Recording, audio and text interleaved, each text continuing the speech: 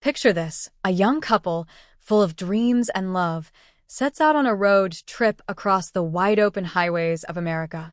They're laughing, singing along to their favorite songs, planning their future together. But then they vanish. Gone. No trace, no warning, just nothing. Their car, abandoned on a lonely stretch of road, holds a secret, a black box that tells a story so shocking, it'll make your skin crawl. What happened to them? Where did they go? And why does the evidence point to something far darker than anyone could have imagined? Stick with me, because by the end of this video, I'm going to give you the answers you're already craving. This is the story of a road trip gone wrong, and trust me, you're not going to want to miss a single moment. Let's set the scene. It's the summer of 2024, and the open road is calling. You know that feeling, don't you?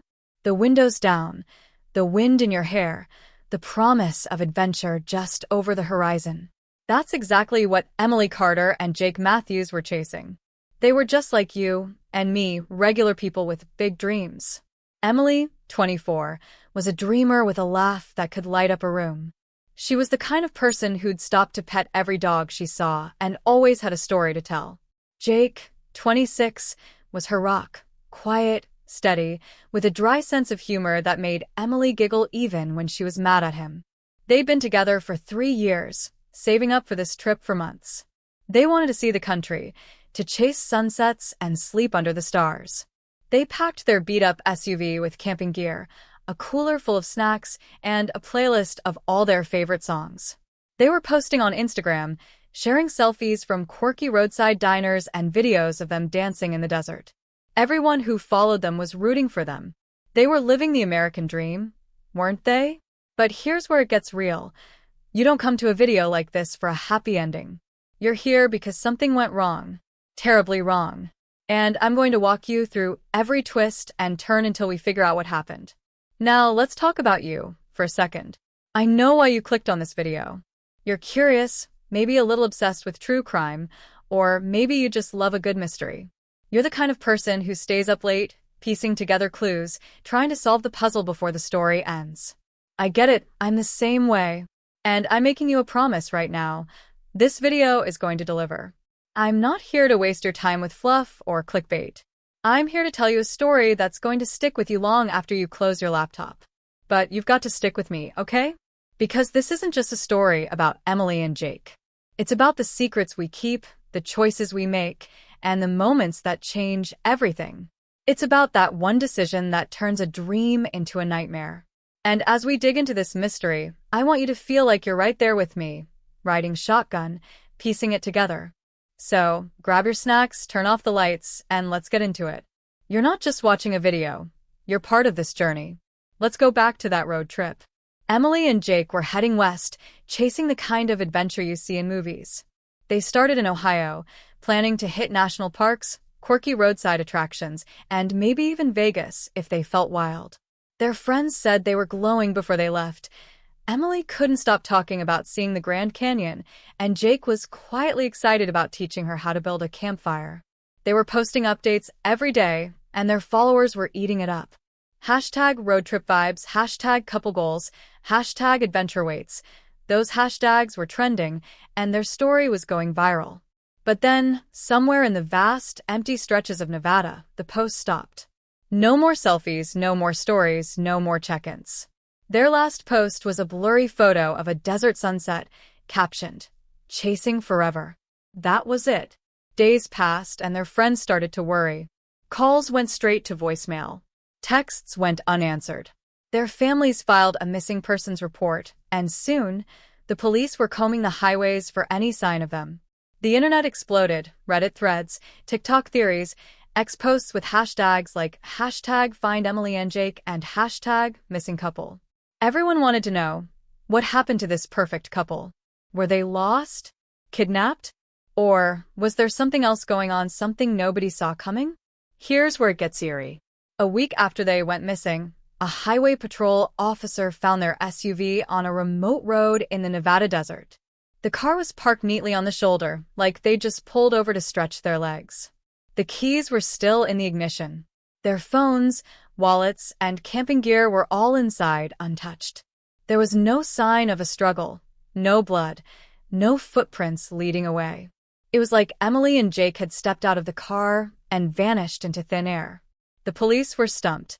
Search teams scoured the area with dogs and drones, but the desert kept its secrets.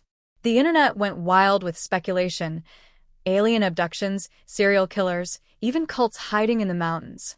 But then, investigators found something that changed everything: the car's black box. You know, that little device that records everything a car does: speed, braking, even the angle of the steering wheel. What they found in that black box wasn't just data. It was a story. A story that made the hairs on the back of their necks stand up. And when you hear what it revealed, you're going to be just as shocked as they were. I want to pause here and check in with you. Are you feeling it yet? That itch to know more? That pull to keep watching? I bet you're already coming up with your own theories. Maybe you're thinking Emily and Jake ran off to start a new life. Or maybe you're picturing something darker, something sinister lurking in the desert. Hold on to those thoughts, because I'm going to lay out every piece of this puzzle for you. But I need you to stay with me, because this story isn't just about what happened, it's about why. It's about the choices we make when we think no one's watching, the secrets we bury, and the truth that always finds a way to come out. Emily and Jake's story is going to take us places you won't expect. We're going to look at the clues, the theories, and the chilling details from that black box. And by the end, you're going to know exactly what happened to them, or at least you'll think you do. Because sometimes, the truth is stranger than anything we can imagine. Let's talk about the stakes. Emily and Jake weren't just another couple on a road trip. They were real people with families who loved them, friends who missed them, and a future that was supposed to be bright. Their disappearance didn't just break hearts, it sparked a movement. People across the country started sharing their story, demanding answers. True crime podcasters, YouTubers, and amateur sleuths jumped in, analyzing every detail. The hashtag what happened to Emily and Jake trended for weeks. But the more people dug, the more questions came up. Why did their car's black box show they were driving erratically in the middle of the night? Why was there a strange phone call to a burner phone just hours before they vanished? And what about the rumors of a stranger they met at a gas station, someone who seemed a little too interested in their plans? These are the threads we're going to pull, you and me, until we unravel the whole story. And I'm telling you now, what we find is going to blow your mind. I know you're invested now. I can feel it. You're leaning in, wondering what's coming next. That's exactly where I want you, because this is more than a video, it's an experience. You're not just watching Emily and Jake's story, you're living it with me. You're feeling the weight of their disappearance, the chill of the desert night, the dread of what that black box might reveal. And I'm not going to leave you hanging. Every question you have, every theory you're forming, I'm going to address it. But you've got to trust me and stick around, because the deeper we go, the wilder this gets. We're going to look at the evidence, talk to the people who knew them best, and piece together the timeline of their final hours. And when we get to the black box data, oh, you're not ready for it. It's going to change everything you think you know about this case. So, tell me, are you in? Are you ready to find out what really happened to Emily and Jake? Good. Because we're just getting started, and the truth is waiting for us. But here's the thing. The black box didn't just tell a story. It revealed a secret. A secret that someone or something didn't want anyone to know. What was it? And why did it cost Emily and Jake everything? Right where we left off, that haunting question lingers in the air. What was the secret hidden in the black box of Emily and Jake's abandoned SUV, and why did it feel like the desert itself was guarding it? You're still with me, aren't you? I can feel your curiosity pulling you deeper, your need to unravel this mystery growing stronger with every passing second. Let's keep going, you and me, peeling back the layers of Emily and Jake's story, because the more we learn about who they were and what they were doing before they vanished, the more the puzzle starts to take shape. But I'm warning you now, every answer we uncover seems to spark two more questions. Emily and Jake's road trip wasn't just a spontaneous adventure. It was the culmination of months of planning, dreams, and maybe, just maybe, some secrets they didn't share with the world. As we dig into their lives, their relationships, and the days leading up to their disappearance, you're going to start seeing shadows in the corners. hints of trouble, strange connections, and people who might know more than they're letting on. So, settle in, keep your eyes open, and let's follow the trail of clues, because the deeper we go, the more it feels like someone didn't want the story to be told. Let's start with Emily and Jake themselves, because understanding who they were is the key to understanding why they might have ended up in this nightmare. Emily Carter was the kind of person everyone loved. She had this magnetic energy that drew people in, like she was always on the verge of some grand adventure. She grew up in a small Ohio town, the daughter of a schoolteacher and a mechanic, and she was always dreaming of something bigger. She'd been working as a graphic designer, freelancing for local businesses, but her real passion was photography. Her Instagram was full of dreamy landscapes and candid shots of Jake, captioned with poetic lines about love and freedom. Jake Matthews, on the other hand, was her perfect counterbalance. He was a mechanic, just like his dad, with a knack for fixing anything with an engine. He was quieter than Emily, but his friends said he had a sharp wit and a protective streak when it came to her. They met at a mutual friend's barbecue, and from that moment, they were inseparable. Their friends called them the golden couple, always laughing, always planning their next big thing. But here's the thing about golden couples: sometimes the shine hides cracks nobody else can see. In the months before their road trip, some of their closest friends noticed little things. Emily seemed distracted, like she was carrying a weight she wouldn't talk about. Jake was spending more time at the garage, staying late, coming home tense. Were they fighting? Was there trouble in paradise? Or was it something else entirely, something that pushed them to pack up and hit the road? Now, let's talk about the road trip itself, because this wasn't just a whim. It was a plan they'd been building for nearly a year. Emily had been saving every extra dollar from her freelance gigs, and Jake had been working overtime to afford the gear they'd need. They'd mapped out a route that would take them through some of the most iconic spots in the U.S., the Badlands, Yellowstone, Zion, and finally, the Pacific Coast. They wanted to document it all, not just for themselves, but for their growing online following.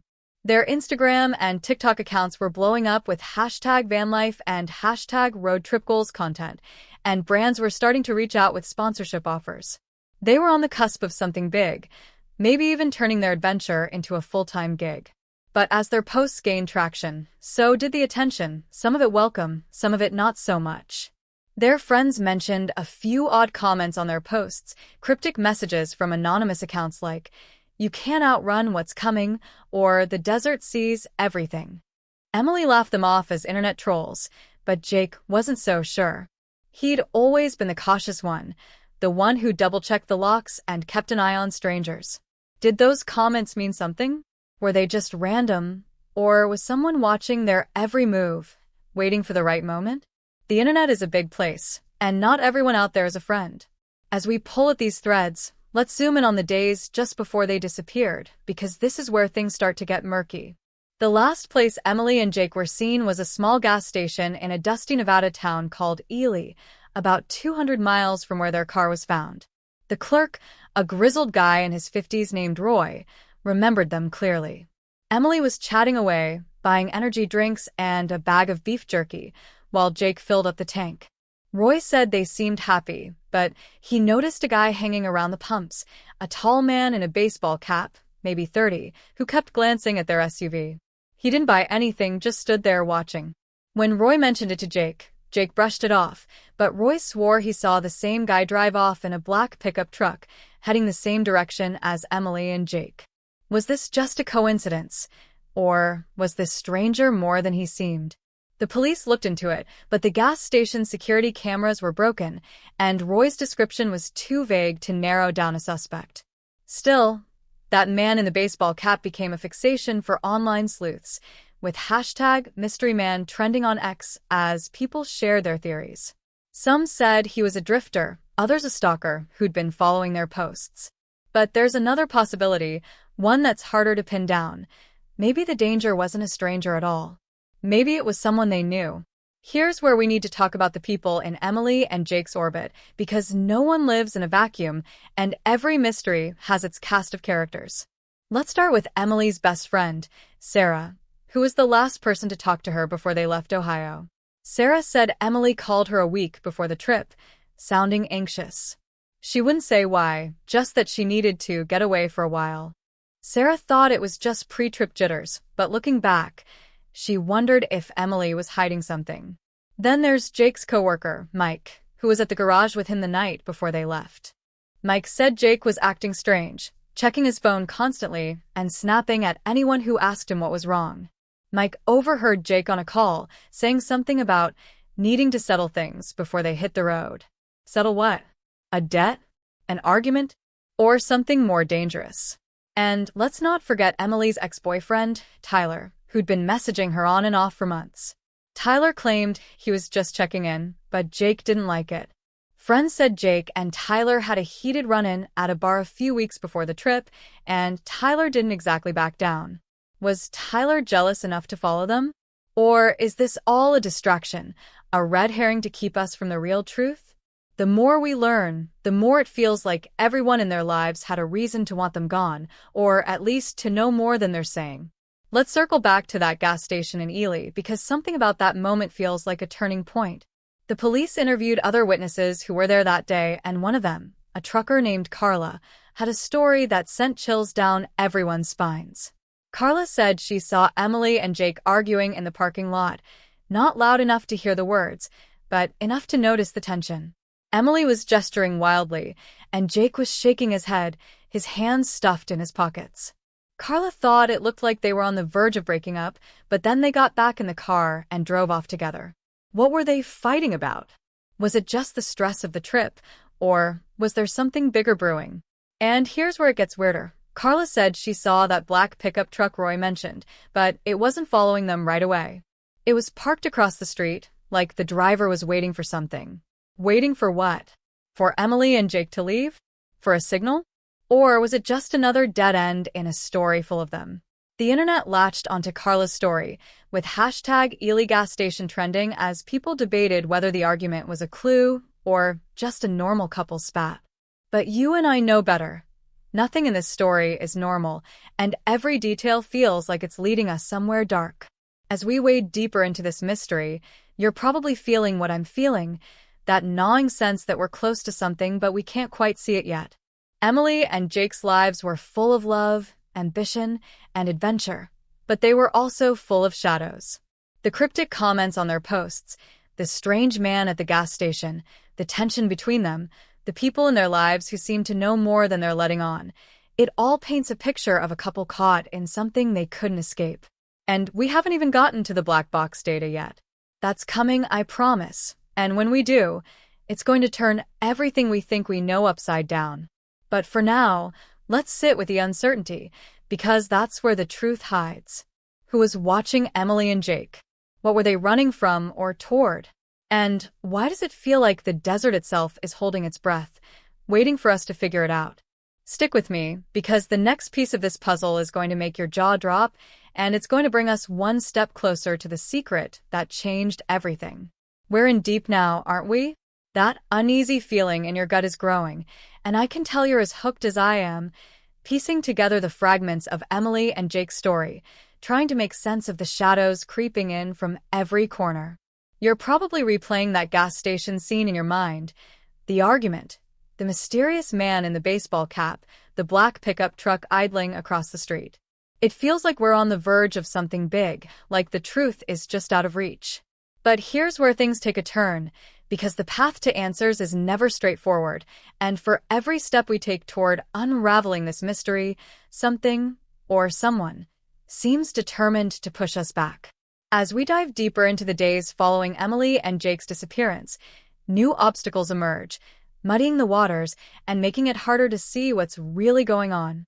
Evidence vanishes, warnings come out of nowhere, and a secret from the past surfaces that makes us question everything we thought we knew. You're not just watching this story unfold. You're right here with me, feeling the weight of every twist, and I'm telling you, what we're about to uncover is going to make your heart race. So, let's keep going, but brace yourself, because the stakes just got higher, and the truth is slipping further away. Let's pick up with the investigation, because after the police found Emily and Jake's SUV abandoned in the Nevada desert, the case started to gain traction, not just with law enforcement, but with the public. The hashtag #FindEmilyandJake hashtag was everywhere, trending on X, TikTok, and YouTube, with true crime creators and armchair detectives dissecting every detail. The black box data was the holy grail, the key to unlocking what happened in those final hours, and the police were analyzing it around the clock. But then, something bizarre happened. Just as the lead investigator, Detective Laura Hensley, was preparing to release a preliminary report on the black box findings, the data vanished. Not corrupted, not misplaced, gone. The server where it was stored had been wiped clean, and the backup drive, kept in a locked evidence room, was missing. The police station was in chaos, with accusations flying about internal leaks or sabotage. Detective Hensley, a no-nonsense veteran who'd seen her share of strange cases, was rattled. She told a local reporter that it felt like someone with reach was trying to bury the case. The internet exploded with theories. Hashtag Blackbox cover-up started trending, with people speculating about everything from corrupt cops to a government conspiracy. But for those of us trying to get to the truth, it was a gut punch. The one piece of evidence that could explain Emily and Jake's fate was gone, and with it, our best shot at answers. Was it just a fluke, or was someone deliberately trying to keep that secret locked away? As if that wasn't enough to make your head spin, another obstacle came out of left field. A week after the black box data disappeared, a woman claiming to be a friend of Emily's reached out to Detective Hensley with a cryptic warning. She called herself Kate and refused to give her last name, saying she was scared for her life. Over a shaky phone call, Kate told Hensley to stop digging into Emily and Jake's case. "You don't know what you're stirring up," she said, her voice trembling. "There are people who'll do anything to keep this quiet." When Hensley pressed for details, Kate hung up and disconnected her number. The police tried to trace the call, but it led to a burner phone bought with cash at a convenience store in Reno. Who was Kate? Was she really Emily's friend, or someone playing a role to scare the police off the trail? And what did she mean by people? The warning sent ripples through the investigation, making everyone second-guess who they could trust. Even Emily's family started getting strange messages, anonymous texts telling them to let it go or risk consequences. It was like the closer we got to the truth, the more the world itself was pushing back, warning us to turn away. But you and I aren't the type to back down, are we? We're too invested, too curious, and that warning only makes us want to dig deeper. Now, let's talk about something that came up while the police were grappling with these setbacks, a secret from Emily's past that nobody saw coming.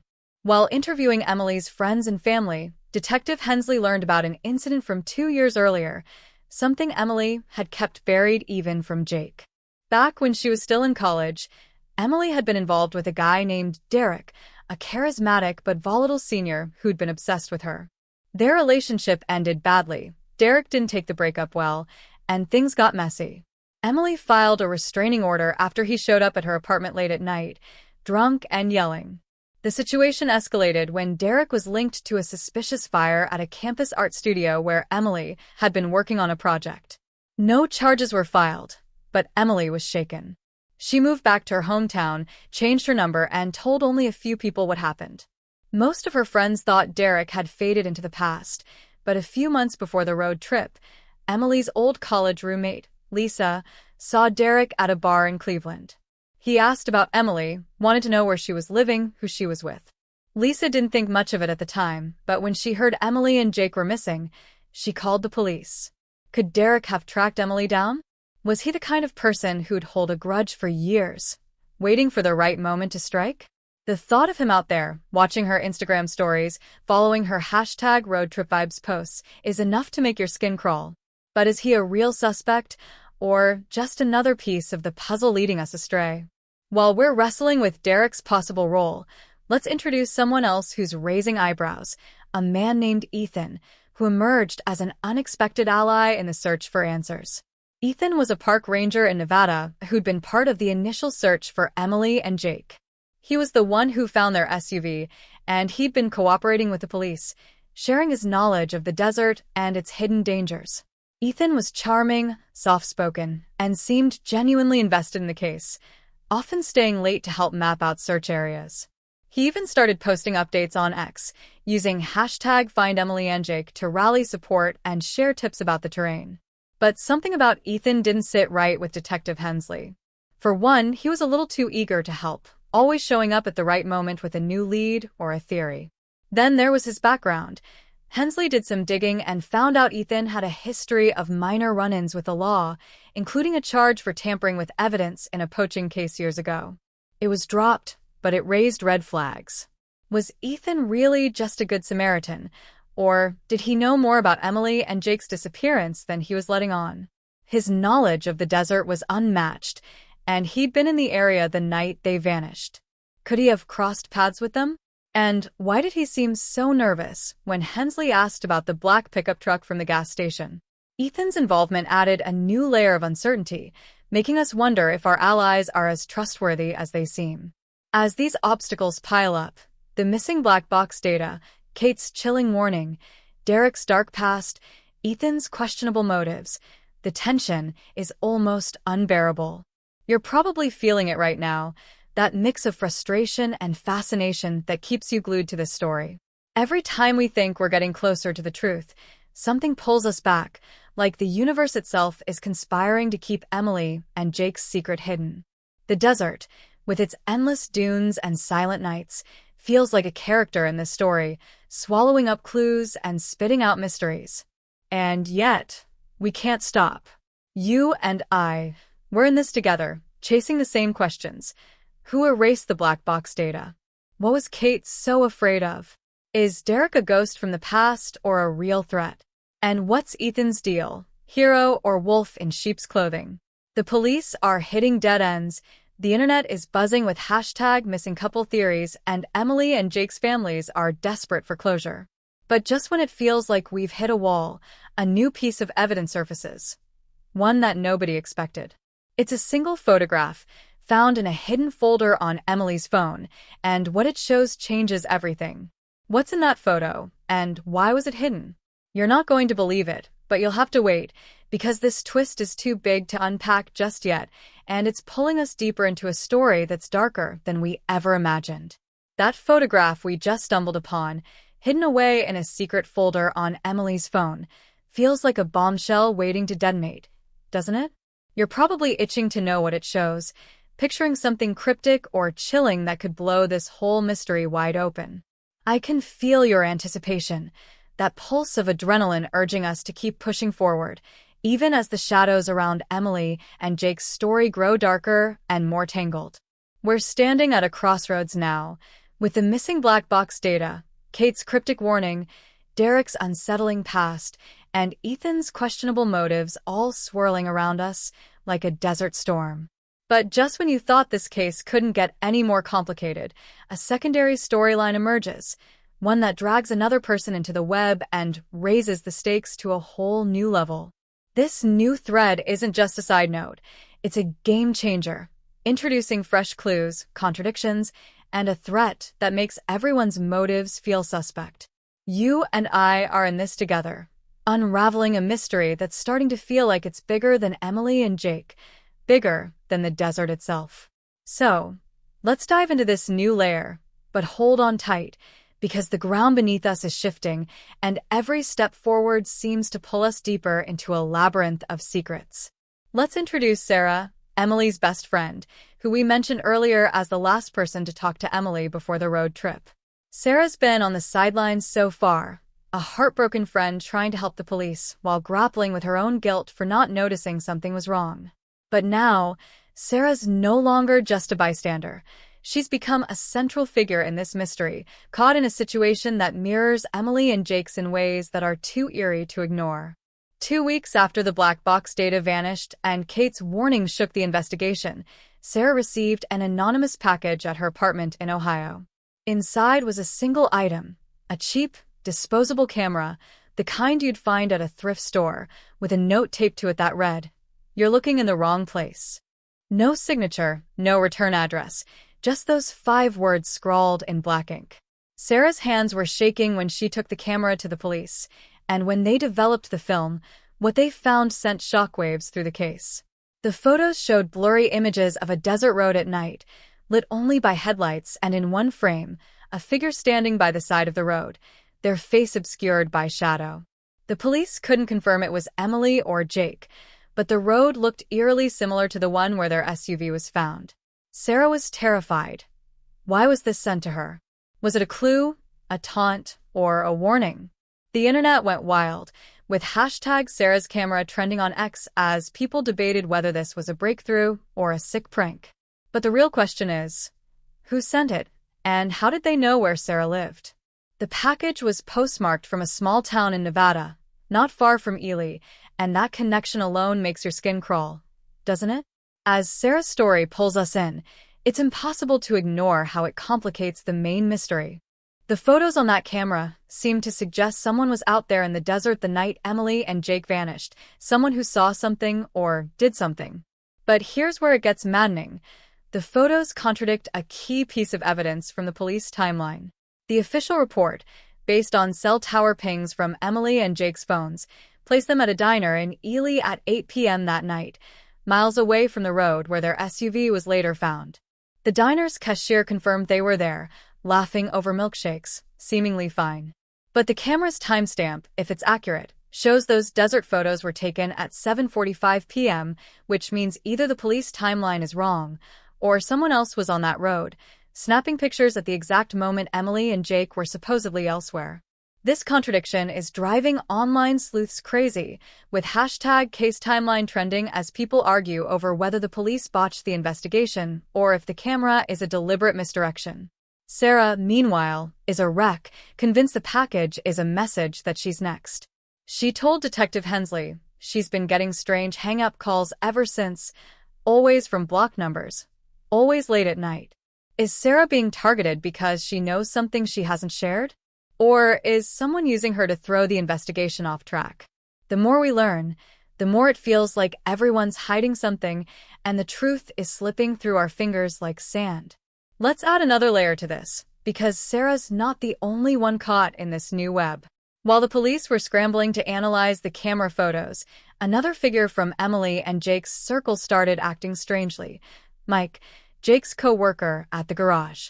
Remember Mike, the one who said Jake was on edge the night before the trip, talking about settling things?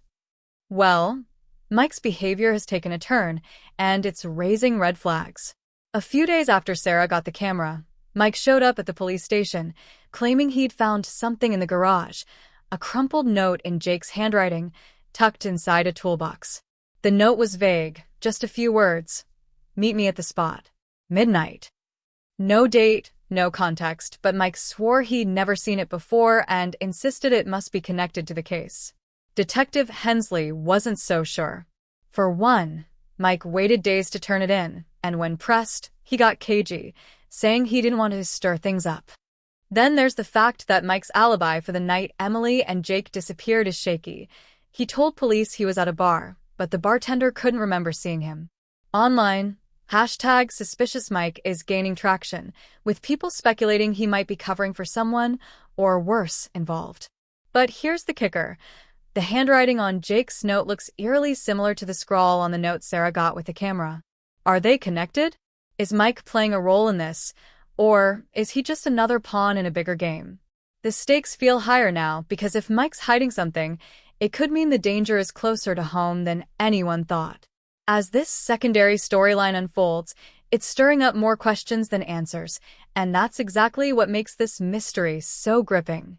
Sarah's camera, the contradictory timeline, Mike's suspicious note, they're all pieces of a puzzle that doesn't quite fit, and every new clue seems to point to a larger, more sinister force at play. Let's not forget the other players. Derek, Emily's obsessive ex, who might still be lurking in the shadows. Ethan, the park ranger whose eagerness to help feels more questionable by the day. And Kate, the mysterious caller who warned the police to back off. Now, with Sarah being pulled into the fray and Mike's motives under scrutiny, it's starting to feel like no one can be trusted. The internet is buzzing with hashtag missing couple theories, from cults in the desert to a staged disappearance, but none of them explain why the evidence keeps vanishing or why people connected to Emily and Jake are being targeted. You're probably wondering what that hidden photograph on Emily's phone has to do with all this, and I promise, we're getting there. But for now, let's focus on Sarah, because she's just made a decision that could change everything. Against Detective Hensley's advice, Sarah's decided to go to Nevada herself, to retrace Emily and Jake's route and find the spot from Jake's note. She's convinced it's the key to the truth, but what she doesn't know is that someone's already watching her every move, and they're not happy she's getting involved. What's waiting for Sarah in the desert, and will it bring her closer to Emily and Jake, or lead her straight into the same trap? The desert is closing in now, isn't it? You can almost feel the dry heat on your skin, the vast emptiness stretching out in every direction, whispering secrets it refuses to share. We're standing on the edge of something truly dark, and I know you're right there with me, your heart pounding as we follow Sarah's reckless decision to head to Nevada, chasing the ghost of Emily and Jake's final days. That hidden photograph on Emily's phone, the mysterious camera sent to Sarah, Jake's cryptic note about the spot, they're all pulling us deeper into a mystery that feels like it's alive, shifting and twisting to keep us in the dark. But now, the story takes a turn that's going to make your stomach drop, because Sarah, our grieving, determined friend, is about to realize that she's not just chasing answers, she's become a target. Something drastic happens, something that shatters any illusion of safety and forces her to confront the chilling reality that the danger Emily and Jake faced is now hunting her. As we dive into this moment, you're going to feel Sarah's fear, her paranoia, and the weight of a truth she's not ready to face. We're not solving this mystery yet, not even close, but every step forward is raising new questions, and the stakes have never felt higher. So, let's go deeper, you and I, into a world where every shadow feels like a threat and every choice could be the last. Sarah's decision to leave Ohio and retrace Emily and Jake's route was impulsive, driven by a mix of guilt, desperation, and a stubborn need to do something, anything, to find her best friend. She packed a bag, booked a flight to Reno, and rented a car, telling herself she'd be careful, that she'd stick to public places and keep Detective Hensley in the loop. But the moment she hit the open road, driving through the desolate stretches of Nevada, she felt a shift. The desert was overwhelming, its silence oppressive, like it was watching her every move. She'd been posting updates on X, using hashtag #FindEmilyandJake to document her journey, hoping to crowdsource clues from the online community that had rallied around the case.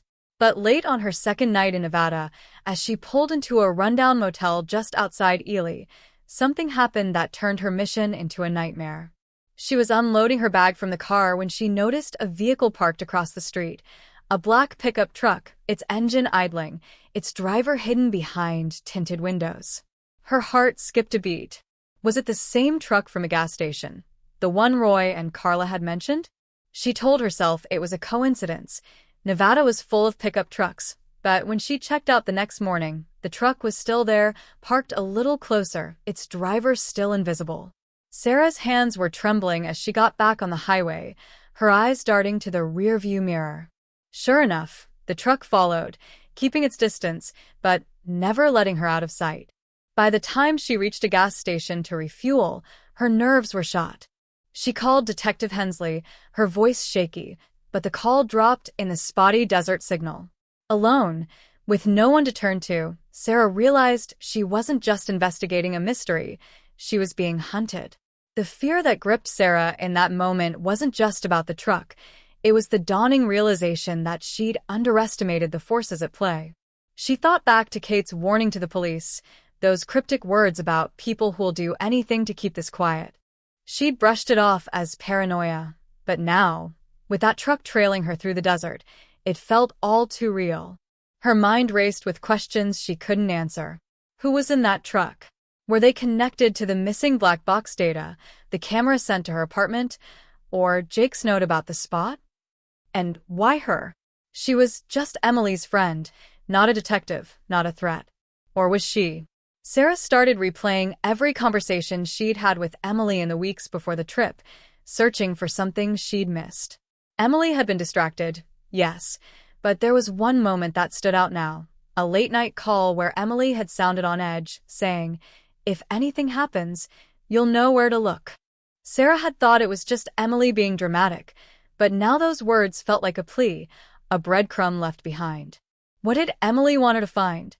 And why did it feel like someone was willing to kill to keep it hidden? Sarah's paranoia was growing, seeping into every thought. She started questioning everyone: Mike, who'd handed over that suspicious note; Ethan, the park ranger who seemed too invested; even Detective Hensley, who'd been dismissive of Sarah's fears. The desert, with its endless horizons and hidden corners, was amplifying her dread, making her feel like she was running out of time. As Sarah's fear intensified, another blow came that made the situation even more dire. She'd been in regular contact with Lisa, Emily's old college roommate, who'd been helping her piece together details about Derek. Emily's obsessive ex Lisa had been digging into Derek's recent whereabouts, checking social media and talking to mutual friends, trying to figure out if he could have followed Emily and Jake to Nevada. But the night after Sarah spotted the black pickup truck, Lisa stopped responding. Texts went unread, calls went straight to voicemail, and her ex account, where she'd been active with #missingcouple posts, went silent. Sarah's stomach churned as she called Lisa's workplace, only to learn she hadn't shown up for her shift at a Cleveland coffee shop. By the next day, Lisa's roommate reported her missing to the police, and the news hit Sarah like a freight train. Lisa, the one person who'd been helping her connect the dots, was gone, vanished without a trace, just like Emily and Jake. The parallels were terrifying. Another person tied to the case, another disappearance in the blink of an eye. Sarah couldn't shake the image of that truck, its dark silhouette trailing her, and now she wondered if it had been following Lisa too. Was this a coincidence? Or was someone systematically targeting anyone who got too close to the truth? The internet was ablaze with #LisaMissing trending alongside #FindEmilyandJake, with theories ranging from a serial predator to a conspiracy tying all three disappearances together. Sarah felt like she was drowning in fear, her mind spiraling with the possibility that she'd brought this danger to Lisa by asking for her help. The emotional toll on Sarah was crushing, and it's worth pausing to feel the weight of what she was going through, because this isn't just a mystery, it's a human story, and Sarah's humanity is what makes it hit so hard. She wasn't a hero or a detective. She was a 24-year-old graphic designer who loved Emily like a sister, who'd spent countless nights laughing with her over wine and dreaming about the future. Now, she was alone in a motel room in Nevada, jumping at every noise, haunted by the thought that she might have gotten Lisa hurt, or worse. Guilt gnawed at her, mixing with a growing paranoia that made her question every decision. Should she keep going, chasing the spot from Jake's note? Should she turn back, tell the police everything, and hope they'd protect her? But could she even trust the police? After the black box data vanished and Hensley seemed more focused on managing the media than finding answers, Sarah's thoughts kept circling back to that photograph on Emily's phone, the one we haven't fully explored yet. She hadn't told anyone, but she'd managed to access a cloud backup of Emily's phone before leaving Ohio, and the photo was there, buried in a locked folder. It showed a grainy image of a road sign in the desert, half covered in sand, with a single word scrawled across it in red: "Run." The word sent chills down her spine, and now, with Lisa missing and that truck on her tail, it felt like a message meant for her. Was Emily trying to warn her? Or was someone else using the photo to lure her deeper into danger? The urgency of Sarah's situation is palpable now, and you're probably feeling the same knot in your stomach that I am. The mystery of Emily and Jake's disappearance has grown into something far bigger, a web of threats and vanishings that's ensnaring everyone who gets too close. Lisa's disappearance, the black pickup truck, the chilling word "run" on that photograph, they're all pieces of a puzzle that's starting to feel like a trap. Sarah's not just looking for answers anymore. She's fighting for her life, and the realization is sinking in that the forces behind this mystery are powerful, ruthless, and closer than she ever imagined. Who's in that truck and what do they want? Is Lisa's disappearance a warning, or is she another victim of the same fate that claimed Emily and Jake? And what about that road sign in the photo? What does it mean, and why does it feel like the key to everything? The internet is buzzing with #SarahInDanger and #DesertMystery, but no one's closer to the truth than we are, and yet, it's still out of reach. Sarah's about to make a choice that could change everything. She's decided to head to the coordinates she found scribbled in the corner of that photograph, a remote spot in the desert that might be the spot Jake mentioned.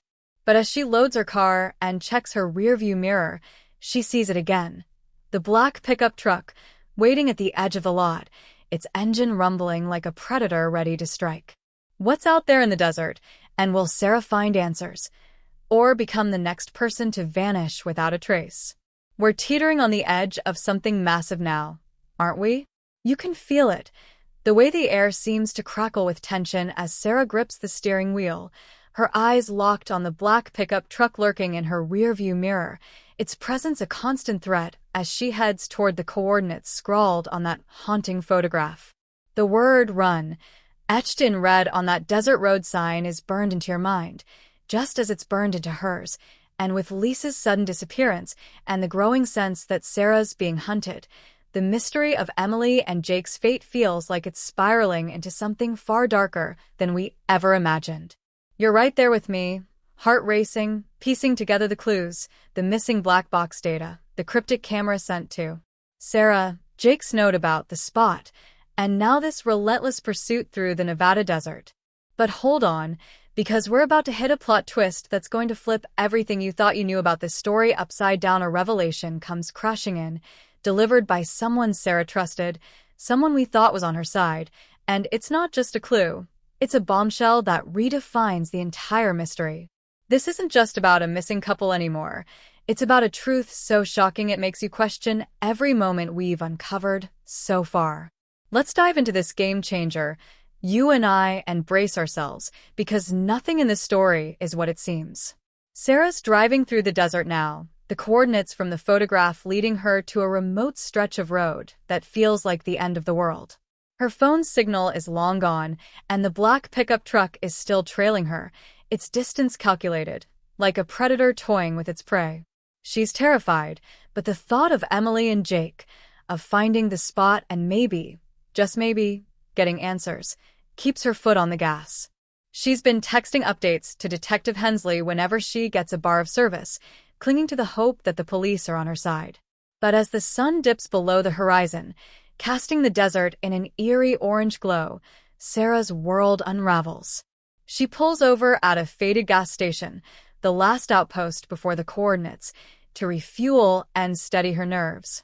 That's when her phone buzzes with a voicemail from an unknown number. Her hands shake as she plays it, expecting another threat, another cryptic warning like Kate's. But the voice on the other end is familiar, too familiar. It's Ethan, the park ranger who found Emily and Jake's SUV, the one who's been helping the police, posting #FindEmilyandJake updates on X, and guiding Sarah with his knowledge of the desert. His voice is low, urgent, and laced with something she's never heard from him before: fear. "Sarah, you need to stop," he says. "You're not chasing Emily and Jake's story, you're part of it. They didn't disappear by accident, and neither will you if you keep going. Meet me at the old diner off Route 50. I'll explain everything, but you have to trust me." The message cuts off abruptly, and Sarah's blood runs cold. Ethan? The guy who's been her ally, her source of hope in this chaos? What does he mean she's part of it? And why does his warning sound like he knows more about Emily and Jake's fate than he's ever let on? Sarah's mind is reeling as she sits in her car, the gas pump clicking in the background, the black pickup truck now parked at the edge of the lot, its driver still hidden. She replays Ethan's message, her paranoia surging. She'd trusted him, his calm demeanor, his detailed maps of the desert, his earnest posts rallying the online community. But now, his words feel like a betrayal, a crack in the foundation of everything she's been holding on to. What does he know? Is he trying to help her? Or is he luring her into a trap? The coordinates she's following, the photograph with "run" scrawled across it. Did Ethan know about them all along? Her thoughts spiral back to the other clues. The camera sent to her apartment, the note from Jake, Lisa's sudden disappearance. What if Ethan's been orchestrating this, feeding her just enough to keep her chasing shadows? But then, another thought hits her, one that's even more chilling. What if Ethan's not the mastermind, but a pawn, just like her? His voice in the voicemail sounded scared, like he was running from something too. Sarah's heart pounds as she realizes she's at a crossroads. Go to the coordinates, where answers might be waiting, or meet Ethan at the diner and risk walking into whatever game he's playing. She chooses the diner, if only to confront him, to see his face when he explains what he meant by "you're part of it." But as she pulls onto Route 50, the black pickup truck follows, and she knows that whatever's coming, she's running out of time. When Sarah arrives at the diner, a dilapidated relic with flickering neon signs and a handful of truckers nursing coffee, Ethan's already there, sitting in a corner booth, his face pale and his eyes darting to the door. He looks different, not the confident ranger she's come to know, but a man on edge, his hands fidgeting with a crumpled napkin. Sarah slides into the booth, her voice steady despite the fear clawing at her chest, and demands answers. What Ethan tells her is a revelation that turns the entire mystery on its head. He says Emily and Jake weren't just a couple on a road trip, they were running from something they'd stumbled into long before they left Ohio. According to Ethan, Jake had been working on a side job at the garage, fixing cars for a client who paid in cash and asked no questions. Jake thought it was just easy money, but one night, he overheard a conversation he wasn't supposed to, a deal involving a network of people moving something illegal through the desert, something worth killing to protect. Jake told Emily, and they decided to leave town, to disappear into their road trip, and start over somewhere new. But the people they were running from were connected, powerful, and they didn't let loose ends walk away. Ethan claims he only knows this because he overheard a conversation himself, months ago, while patrolling the desert, men in suits talking about cleaning up a problem near the spot where Emily and Jake's SUV was found. He says he's been trying to help Sarah without drawing attention, but now, he's being watched too. The black pickup truck? It's not just following Sarah, it's been tailing him for weeks. This bombshell changes everything, and you're probably feeling the same shock Sarah is, your mind racing to reframe every clue we've uncovered. Emily and Jake weren't victims of a random crime or a jealous ex. They were caught in something massive, a criminal operation that stretches far beyond the desert.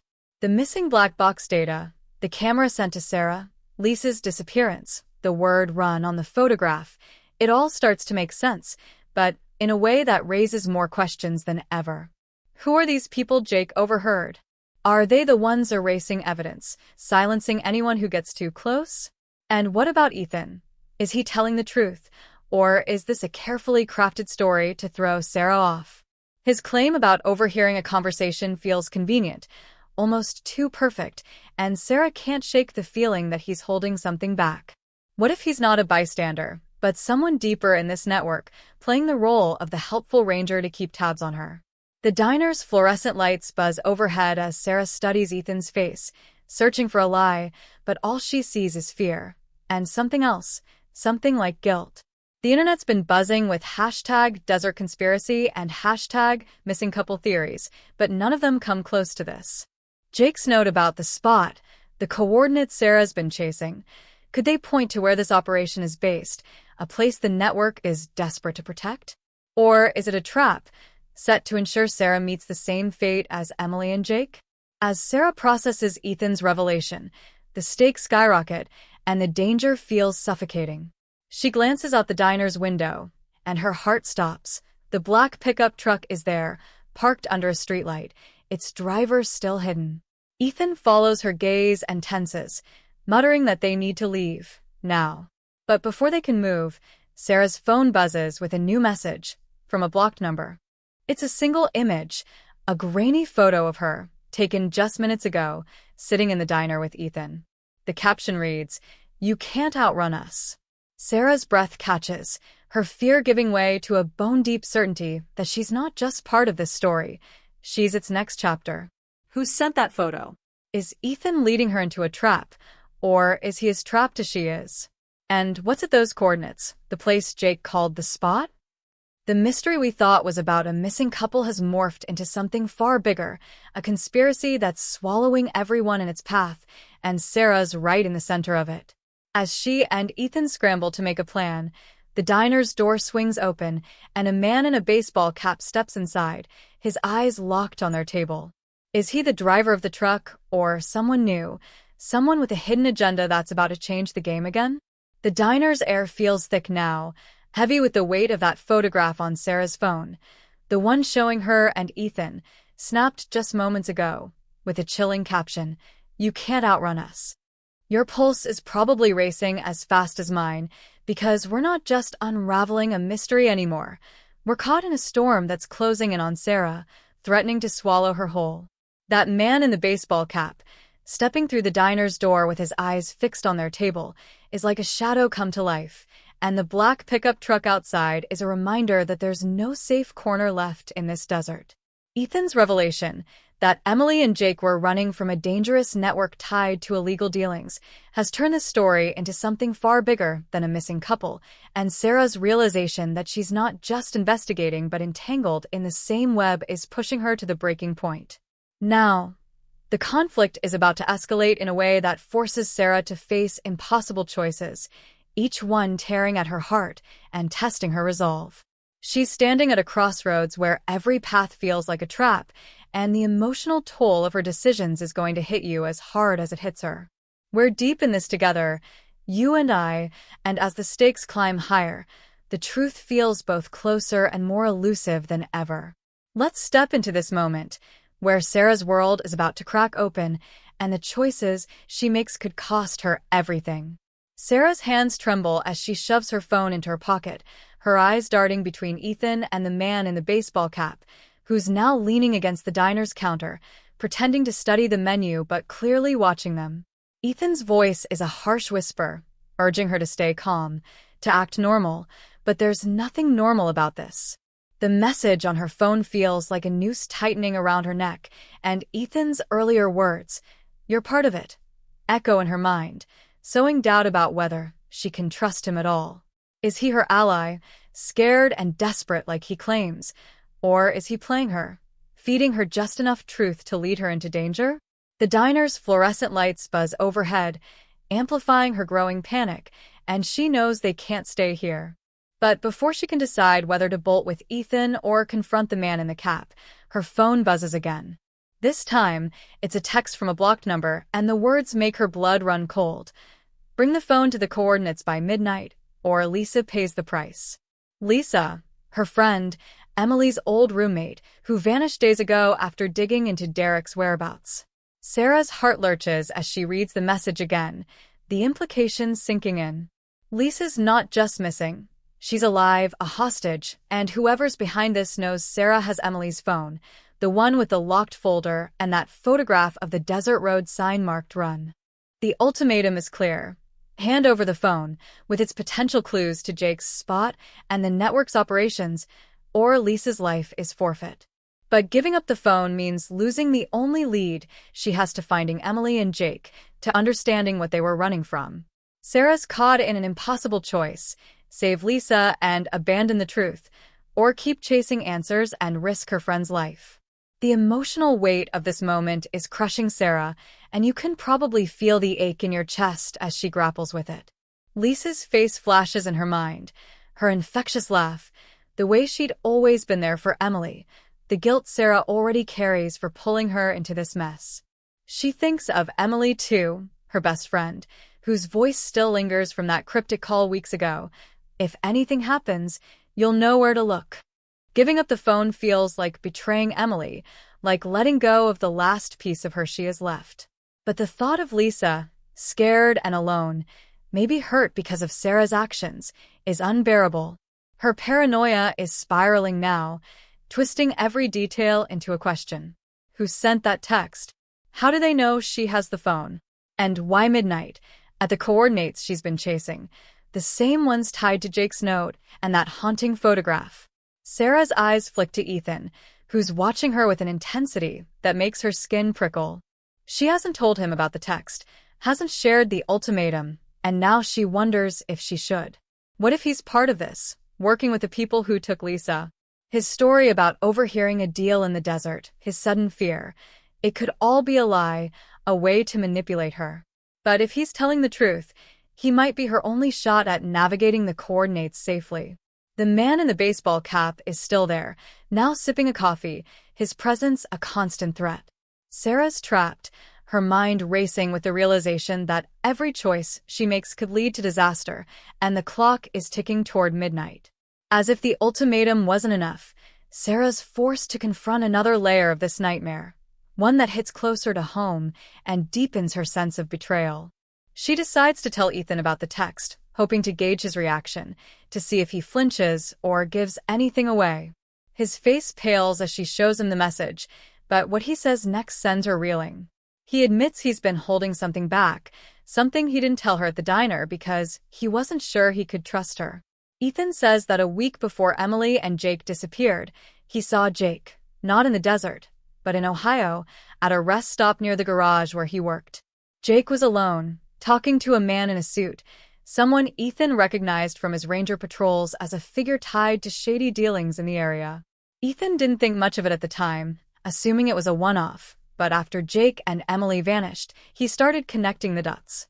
He believes Jake was deeper in the network than he let on, not just fixing cars but acting as a courier, moving something, maybe money, maybe worse, across state lines. Ethan's voice shakes as he confesses he didn't tell the police because he was scared, not just for himself, but for Sarah. He thinks Jake trusted Sarah with something, maybe the phone, maybe a clue, and that's why she's being targeted now. Sarah's world tilts as she processes this. Jake, her best friend's steady, dependable boyfriend, involved in something criminal? It's unthinkable, yet it explains the cash payments, the late nights at the garage, the tension Mike noticed before the trip. But it also means Emily might have known, might have been complicit, and that betrayal cuts Sarah to the core. Was their road trip really an escape? Or were they delivering something for the network, something that went horribly wrong? The emotional turmoil Sarah's facing is almost too much to bear, and you're probably feeling the same sting of doubt and heartbreak. She loved Emily and Jake, trusted them completely, and now she's questioning everything. Their motives, their relationship, even her own memories of them. The idea that Jake was entangled in something illegal, that Emily might have been hiding it, feels like a knife twisting in her chest. And yet, she can't let go of the hope that they're out there, that the phone in her pocket holds the key to finding them. The ultimatum looms over her. Hand over the phone to save Lisa, or keep it and risk everything to uncover the truth. Ethan's confession only complicates things, because now she's not sure if she can trust him either. Is he genuinely trying to protect her, or is he steering her toward the coordinates to serve his own agenda? The man in the baseball cap is still watching, and the black pickup truck is parked outside, its engine idling like a countdown.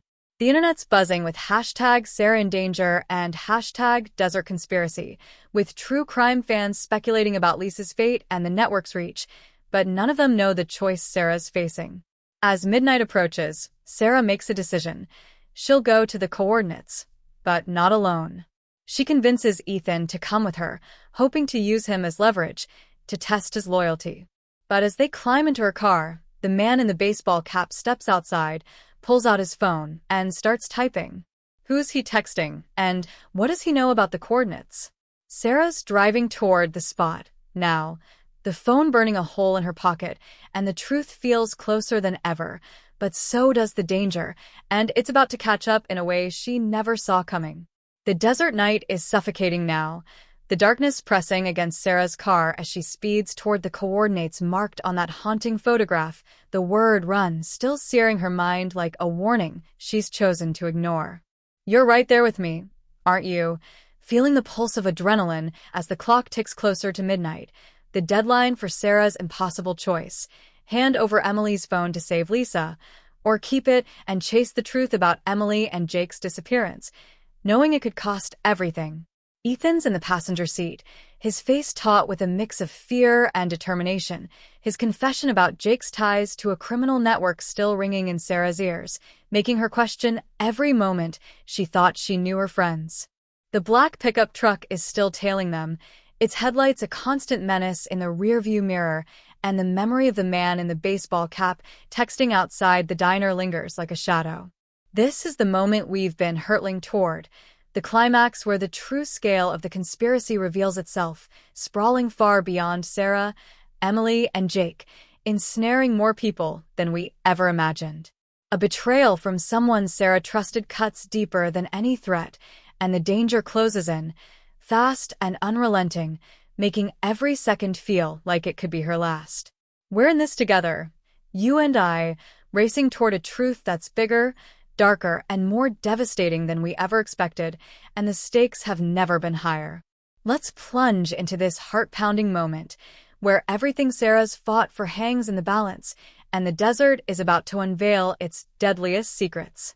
Sarah's hands grip the steering wheel, her knuckles white as she navigates the narrow desert road, the coordinates leading to a desolate stretch where the sand seems to swallow the stars above. Ethan's voice is steady but urgent, urging her to slow down, to think this through, but there's no time. Midnight is less than an hour away, and the text threatening Lisa's life is a weight she can't shake. Her mind is a storm of doubt and fear, replaying Ethan's claim that Jake was a courier for a network moving something illegal through the desert, that Emily might have known and helped him run.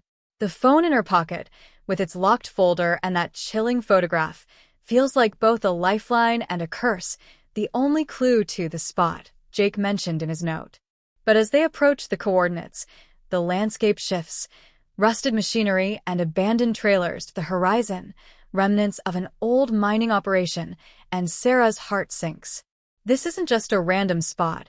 It's a place that feels alive with secrets, a hub for something sinister. The black pickup truck is still behind them, but now another vehicle appears in the distance, a dark SUV parked near a crumbling shack, its headlights off but its engine running. Ethan tenses, muttering that they're not alone, and Sarah's paranoia spikes. Is this the network Ethan warned her about? Are they walking into a trap? Before she can decide whether to turn back, her phone buzzes with another message from the blocked number. You brought him. Big mistake. The words hit like a punch, and Sarah's eyes snap to Ethan. Him? Does the message mean Ethan? Her stomach churns as she realizes the network knows she's not alone, and the betrayal she's been dreading is about to come crashing down. The truth hits Sarah like a tidal wave when Ethan's demeanor changes, his fear giving way to a cold, calculated edge she hasn't seen before. He grabs her wrist, his grip tight, and tells her to pull over, his voice no longer pleading but commanding. Sarah's heart pounds as she yanks her arm free, slamming on the brakes, the car skidding on the sandy road. Ethan's eyes are hard now, and he admits the unthinkable. He's not just a park ranger who stumbled into this mess. He's been working for the network all along, tasked with keeping tabs on Emily and Jake, and now Sarah. The confession is a knife to her chest, slicing through the trust she'd clung to despite her doubts. Ethan says he didn't want it to come to this, that he tried to warn her at the diner, but she was too stubborn, too determined to dig up what should have stayed buried. The network, he reveals, isn't just a small-time operation. It's a massive, well-funded machine moving drugs, money, and worse across the country, with connections reaching into law enforcement, local government, and even the media. Emily and Jake weren't just running. They'd stolen something from the network, something on that phone, maybe a file or a recording, that could expose its leaders. Ethan's job was to recover it, but when Jake and Emily vanished, the network turned its sights on Sarah, believing she had the phone or knew where it was. The camera sent to her apartment, the threats, Lisa's kidnapping, all of it was orchestrated to force her hand, to bring her here, to this exact spot, where the network could tie up its loose ends once and for all.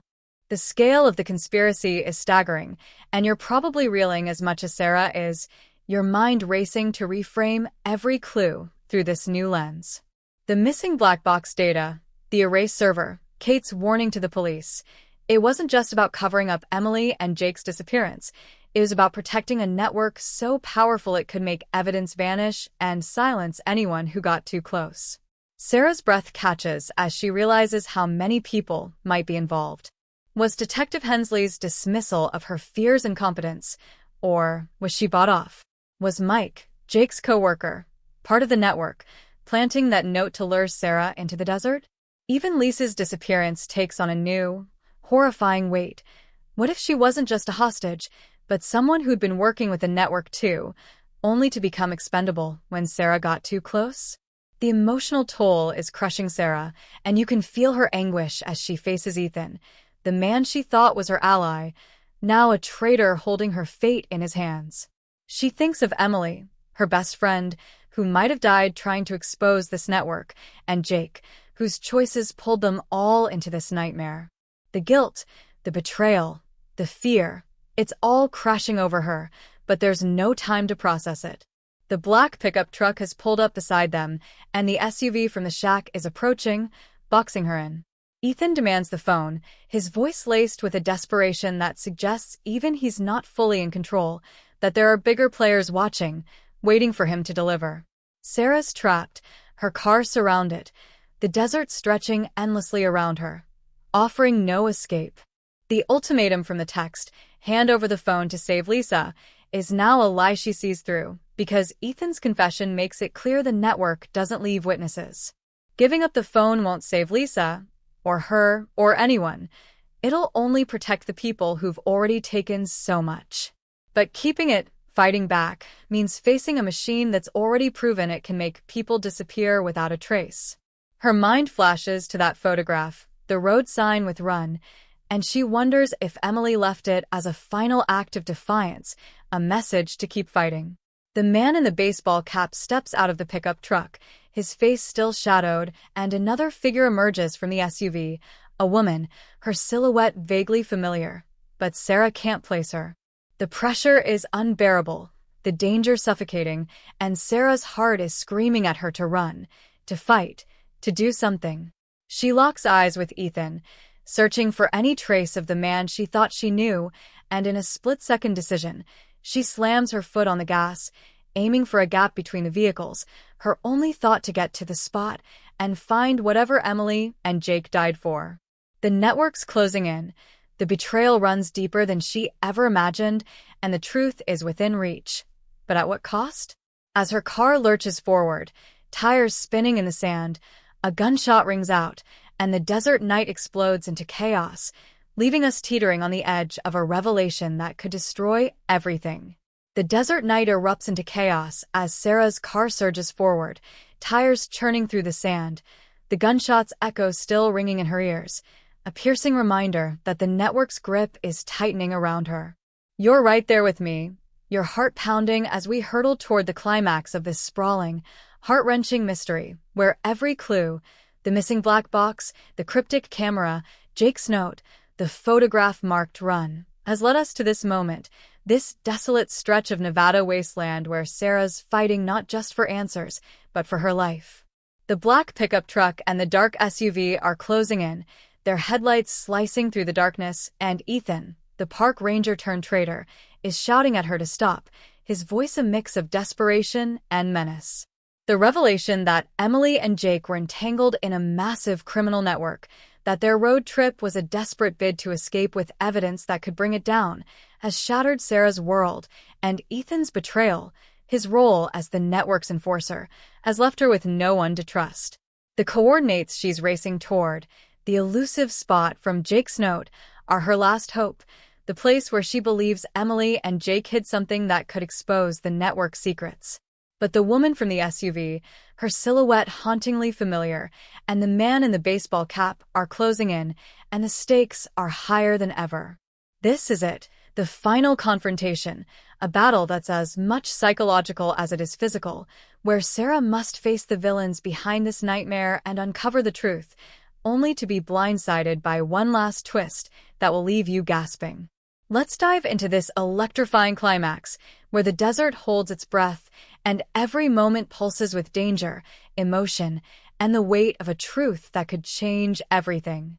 Sarah's car skids as she veers off the road, aiming for the coordinates marked on the photograph, her mind a whirlwind of fear and determination. The old mining site looms ahead, a maze of rusted equipment and abandoned shacks, its eerie silence broken only by the roar of engines behind her. The black pickup truck is gaining, its driver, the man in the baseball cap, leaning out the window, a gun glinting in his hand. The SUV is on her other side, the woman inside obscured but radiating a cold authority that makes Sarah's skin crawl. Ethan's still in the passenger seat, his face a mask of conflict, yelling that she's making a mistake, that the network will kill them both if she doesn't hand over the phone. But Sarah's done listening. Ethan's betrayal has burned away any trust, and the text threatening Lisa's life feels like a lie meant to break her. She thinks of Emily, her best friend, who left that photograph with "Run" scrawled across it, and Jake, who risked everything to steal something from the network. The phone in her pocket, with its locked folder, is her only weapon, and she's betting it holds the evidence they died for, a file, a recording, something that can expose the network's leaders and end this nightmare. As she swerves around a derelict trailer, the coordinates align with a half-buried structure, a concrete bunker partially covered in sand. This is the spot, she's sure of it, and whatever Emily and Jake hid is inside. But the pickup truck slams into her rear bumper, jolting her forward, and the SUV cuts her off, forcing her to a stop. The man in the baseball cap and the woman step out, weapons drawn, and Sarah knows this is the moment where she either uncovers the truth or becomes another ghost in the desert. The confrontation is immediate and brutal, a psychological chess game played at gunpoint under the desert's unforgiving stars. The woman steps forward and Sarah's breath catches.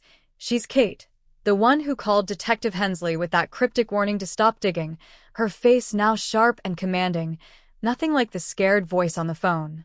Kate's not just a bystander. She's a key player in the network, her role hidden behind a facade of fear. She demands the phone, her voice icy, promising Sarah a quick death if she complies and a slow one if she doesn't. The emotional intensity of this moment is overwhelming, and you're probably feeling the same gut-wrenching mix of anger and sorrow as Sarah.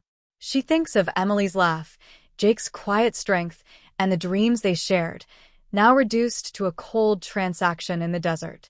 But Sarah's not ready to give up.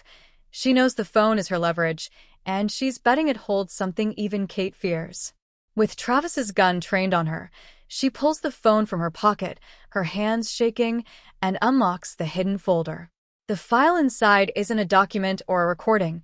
It's a video, shaky and grainy, showing a meeting in a warehouse, faces hinting at a network deal. Faces are blurred, but voices are clear, discussing shipments, payoffs, and names. Powerful names tied to the network. Sarah's breath catches as she realizes this is the evidence Emily and Jake died for, a ticking time bomb that could bring down everyone from local officials to corporate giants.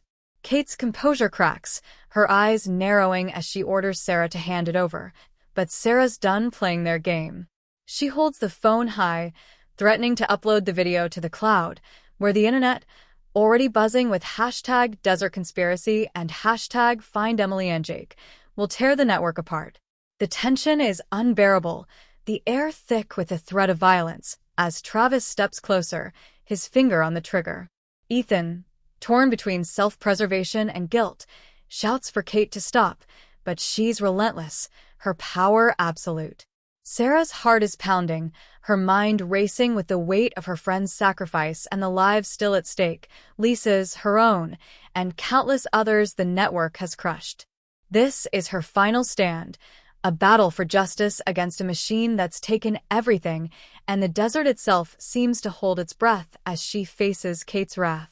But just as the standoff reaches its peak, with Sarah's thumb hovering over the upload button and Travis's gun inches from her, the final twist detonates, rewriting the entire story in a way no one could have predicted. A new set of headlights pierces the darkness, and a familiar voice cuts through the chaos. Lisa's. She's alive, stepping out of a third vehicle, but her face is wrong, hardened, not the friend Sarah knew. Lisa's not a hostage. She's been working with the network all along, playing the role of the concerned friend to manipulate Sarah, to draw her to this exact moment.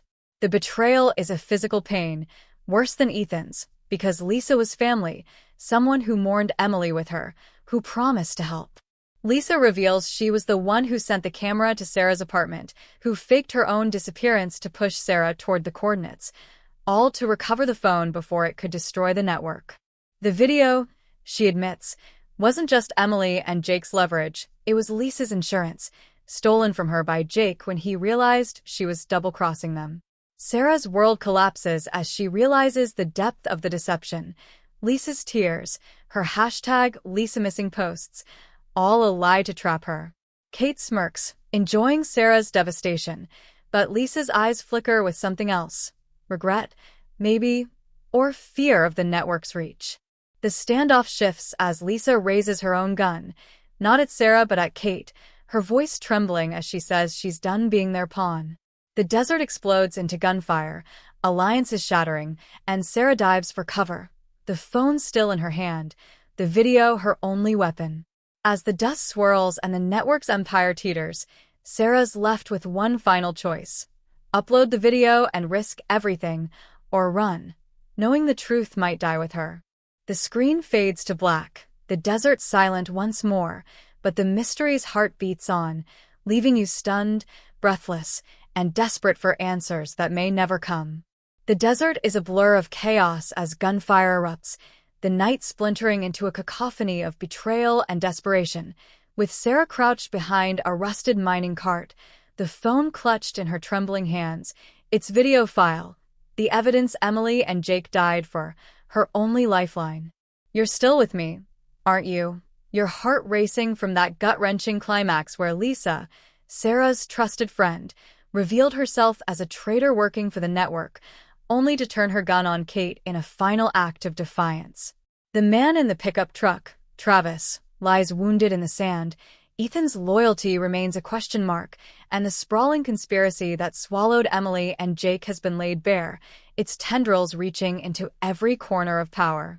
The hashtag Desert Conspiracy and hashtag Find Emily and Jake hashtags are burning up the internet.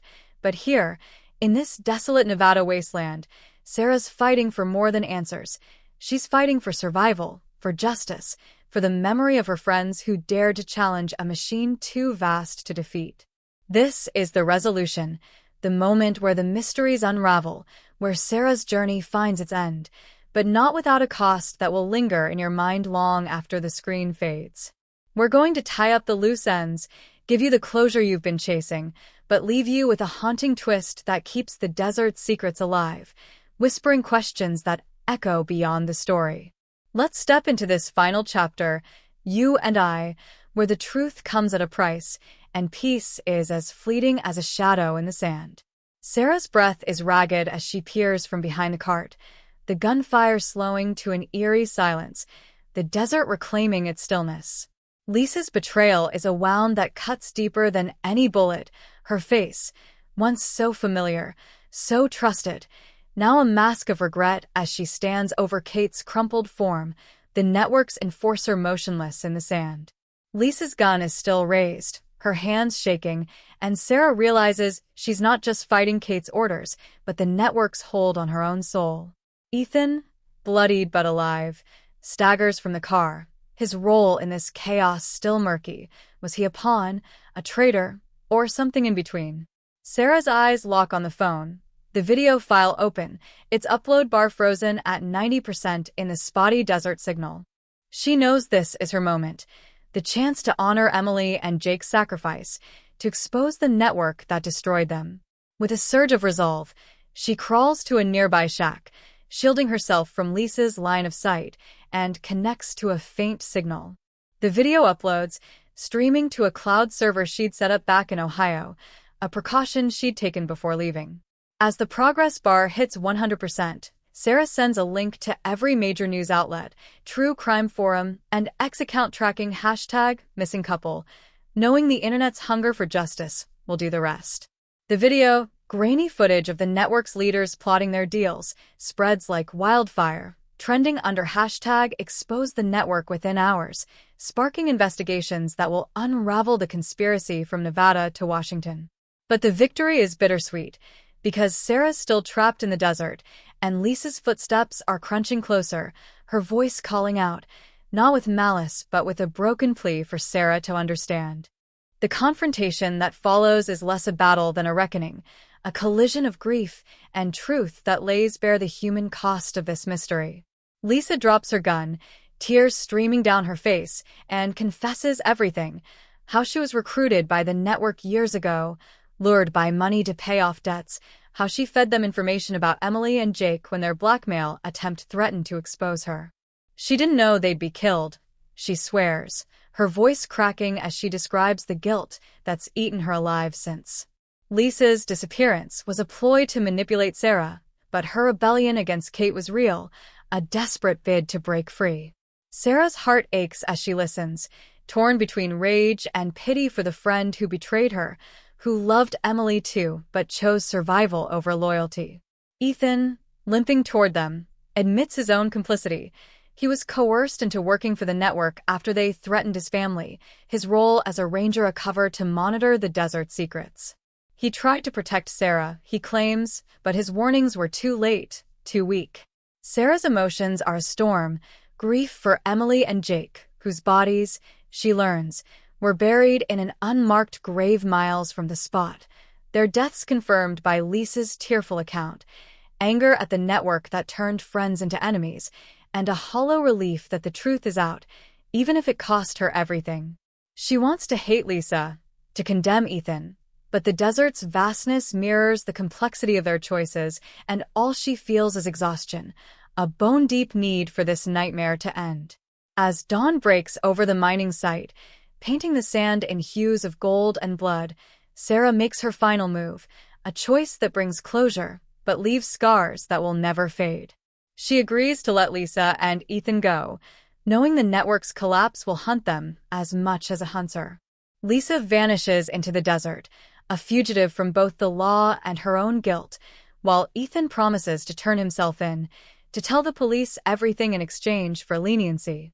Sarah, battered but unbroken, drives back to civilization, the phone now evidence in the hands of federal agents who've descended on Nevada, spurred by the viral video. The network's leaders are exposed, arrests are made, and #JusticeForEmily and Jake trends worldwide, a testament to Sarah's courage and her friend's sacrifice. She returns to Ohio, a shadow of the woman she was, haunted by the faces of those she lost, Emily, Jake, even Lisa, whose betrayal broke her heart. She visits Emily's family, sharing stories of their friendship, finding solace in their shared grief, and begins to rebuild, taking small steps toward peace. The black box data, recovered from a hidden server, confirms Kate's orders to stage the crash, and forensic teams locate Emily and Jake's remains, giving their families closure.